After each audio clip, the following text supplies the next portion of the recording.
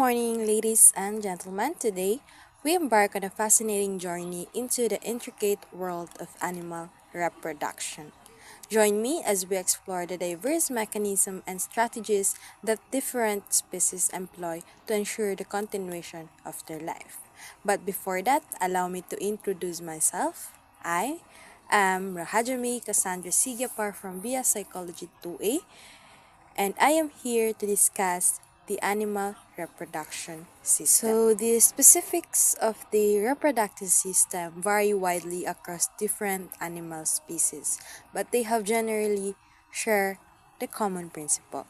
So, here is an overview of the key component and processes involved in the animal reproduction. As for the animal reproductive system, both male and female has their own unique reproductive system that are used for reproduction. So let's start first on the major parts of the male reproductive system. For the male reproductive system, we have the gonads. So gonads, ito yung testes. This is the primary male reproductive organ that produce sperm and male sex hormone, such as testosterone. Next, we have the epididymis. So, epididymis, it is a coiled tube which function is to store matured sperm before the ejaculation. Next, we also have the vas deferens, which is a duct that transport mature sperm from the epididymis to the urethra. Another part of the male reproductive system of an animal is the accessory gland. So, ang accessory gland, it is a gland that contributes fluids to the semen. It also provides nourishment and it facilitates the semen movement.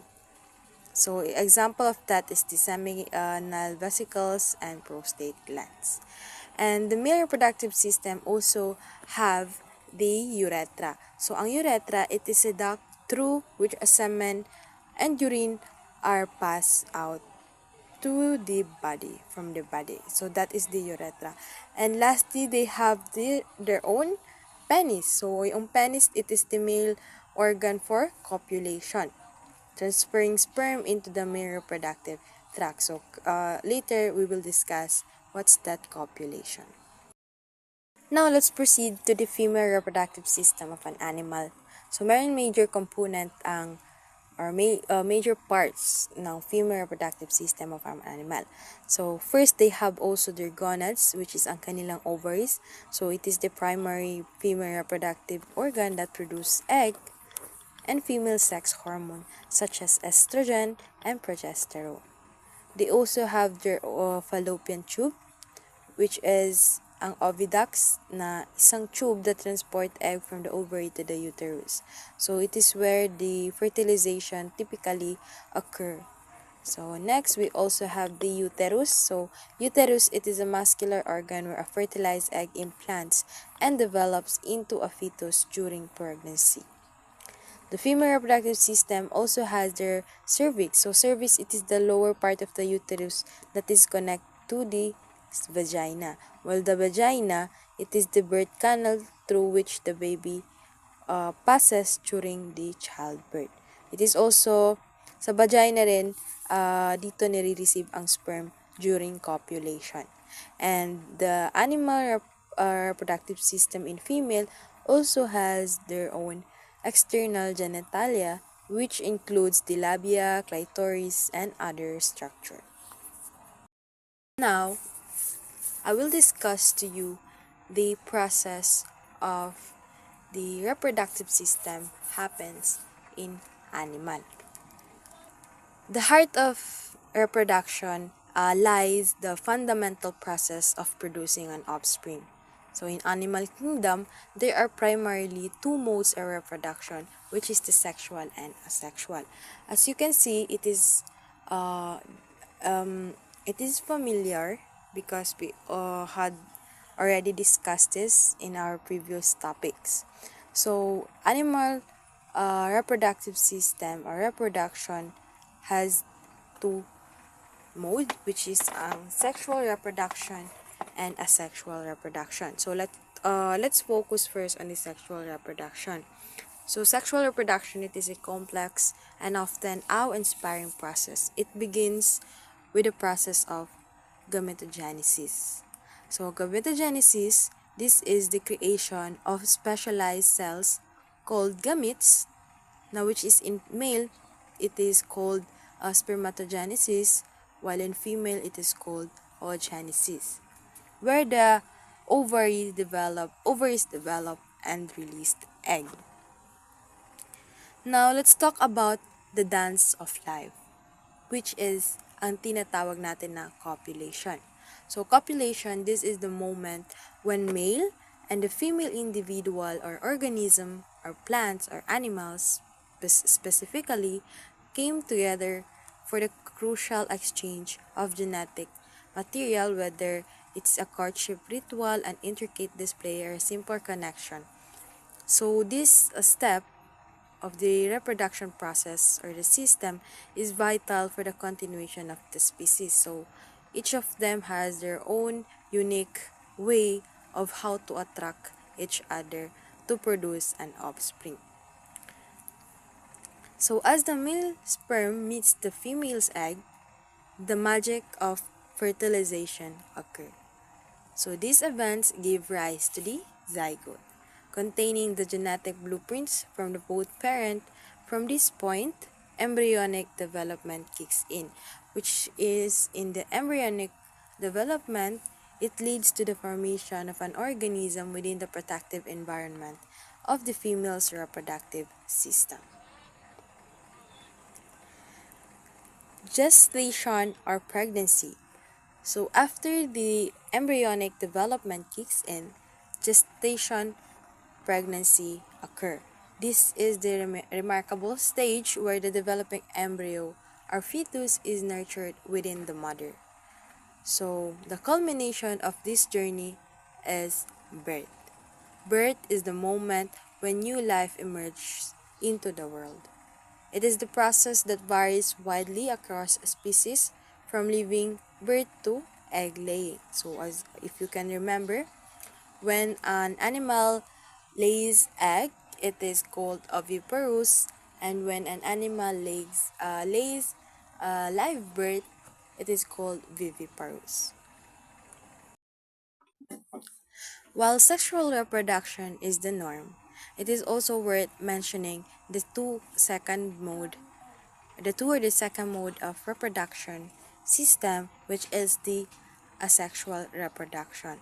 So some species have evolved alternative methods such as budding, fission, or parthenogenesis, where offspring are produced without the need of gametes. So certainly, let's delve in a bit deeper into asexual reproduction and the specific methods mentioned, such as the budding, fission, and parthenogenesis. So budding.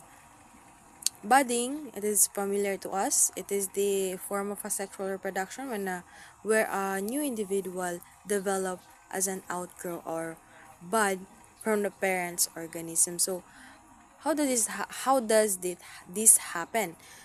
So ang bud, which is a small structure containing undifferentiated cells, grows on the parent's organism. Then this bud develop into a genetically identical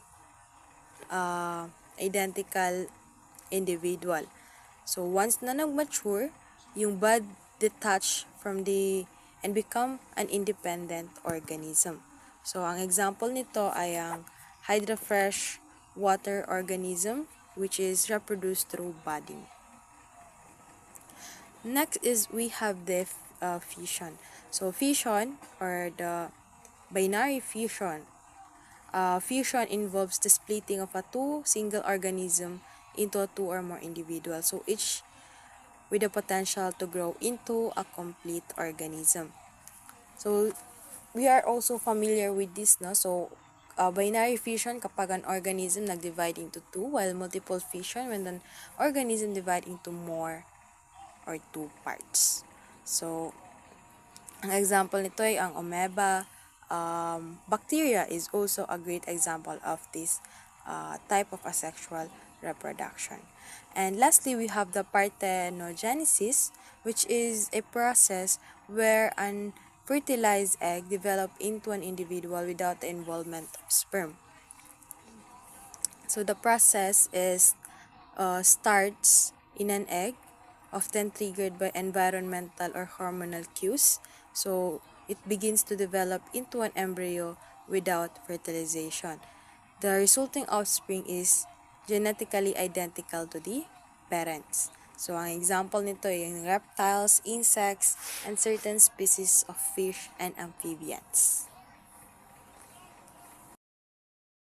The topic of the animal reproductive system may not be directly linked to the traditional psychological concepts, but it does have connection to certain areas within psychology and behavioral science. So here are the 4 points to consider. So first, we have the behavioral ecology. So behavioral ecology, what is the connection of this to the topic? So the study of animal reproductive system intersects with the behavioral ecology. So ang behavioral ecology, it is a field that examines how animal behavior is shaped by the ecological and evolutionary factors. In simple terms, when we discuss behavioral ecology in the context of animal reproductive systems, we are referring to the study of how the behavior of animals are influenced by their environment, especially with regard to mating, raising offspring, and adapting to ecological conditions. So with the help of this field, the researcher helps to understand why animals behave the way they do in the context of reproduction and how this behavior contribute to their survival and reproductive success. Now, another key point to consider is the comparative psychology. So, comparative psychology, for your information, it is the study of animal behavior and cognition, comparing different species to understand the evolution and adaptation of behavior. So, in simple term, when we discuss comparative psychology in the context of animal reproductive system, we are referring to the examination of how different animals behave in terms of mating, raising an offspring, and other reproductive activities. So this field help researcher identify patterns, similarities, and differences in behavior across different species, millions of species, providing valuable insights into the evolutionary processes that have influenced reproductive strategies in the animal kingdom. And third, that have or pwede nating i-consider to the connection of this topic to the psychology is the neuroendocrinology. So, when we say endocrinology, it is the study of the interaction between the nervous system and the endocrine system, so which involves the release of hormones into the bloodstream. So, in simple term, when we talk about neuroendocrinology, in the context of animal reproductive system, we are referring to the study of how the nervous system and hormones work together to control and regulate various aspects of reproduction, such as timing of mating, the fertility, and the physiological changes associated with the pregnancy and childbirth. So this field of study or this field of research help the researcher understand the intricate mechanisms that underlie the productive behavior and processes observed in different animal species. So lastly, we have the social psychology in animal societies. Kapag sinabi naman natin na social psychology, when we applied it to the animal society, it involves the study of how individuals within a group interact from social structure and engage in a cooperative or competitive behavior. In simple term, when we discuss social psychology in the context of animal societies, we are referring to how animals interact within a group and how this social dynamic influence their reproductive behavior. So this field of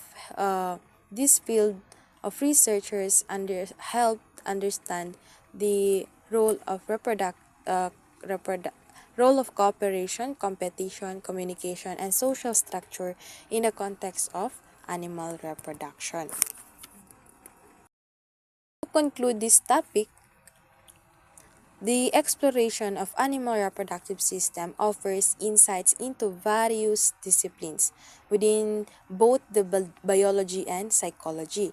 So this intricate study of sexual reproduction involves processes such as the gametogenesis, copulation, fertilization, embryonic development, gestation, and birth. And additionally, asexual reproduction methods like budding, fusion, and parthenogenesis showcase the diverse strategies of animal employ just to reproduce, just to continue the life of their species, diba?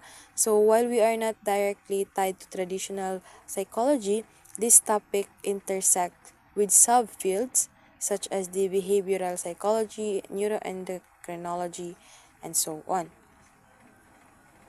Behavioral psychology delves into how uh, behavior contribute to the reproductive success, while the evolutionary psychology examine how behavior through an evolutional lens follows. So, in essence, this study to the animal reproductive system provides a comprehensive lens through which to understand the intricate balance of behavior, adaptation, and evolution in the natural world.